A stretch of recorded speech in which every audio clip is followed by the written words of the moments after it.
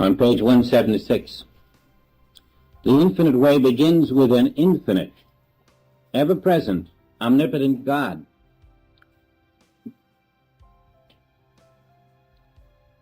Now the name of that God is I. I am God. Be still and know that I am God. The infinite way then begins with an ever-present, infinite, omnipotent I in the midst of you. Therefore, in our acceptance of this truth, I can say that where I appear to be, there is I, an infinite, omnipotent, ever-present God. And it is appearing to your sense as a person here and a person there and a person where you stand. And your consciousness must switch from the person where you stand to that omnipotent, ever-present, invisible I. And when you switch to that I, you have changed from the age-old false idea that you are mortal being, the mortal self that we have been taught we are not. We are I.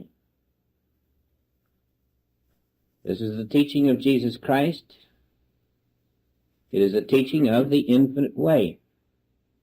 And as you make that switch in consciousness to the real identity, you are also changing from the world to the kingdom without having to do anything else about it. And you are moving into eternity,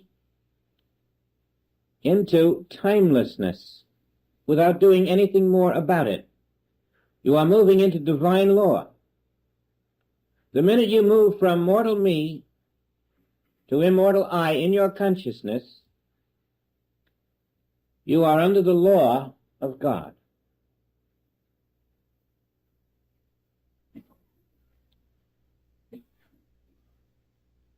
And all of yesterday's errors, all of yesterday's mistakes are karmic debts that are wiped away. The moment we are I instead of me, we are white as snow. And we fear not any mortal condition, for we are no mortal being again. We are I. And when we experience this, we know that we can learn how to maintain this.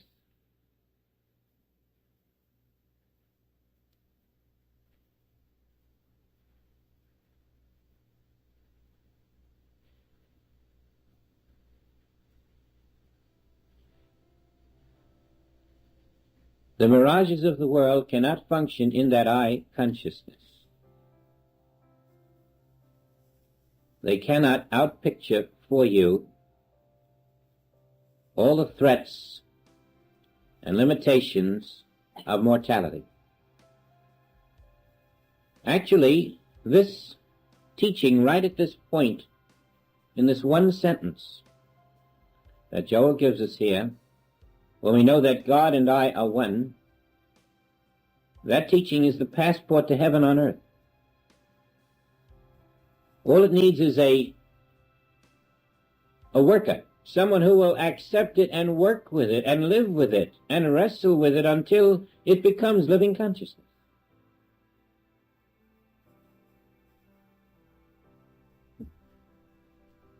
You don't need a whole lot of new truth beyond that. Once you make that transition in consciousness right where you are, all of the truth you need flows right out of your own being. You might use a few helpful hints on how to stay there, but ultimately you see you're going to come to the place where no one on earth can help you, because you don't need any help. You know that I am I.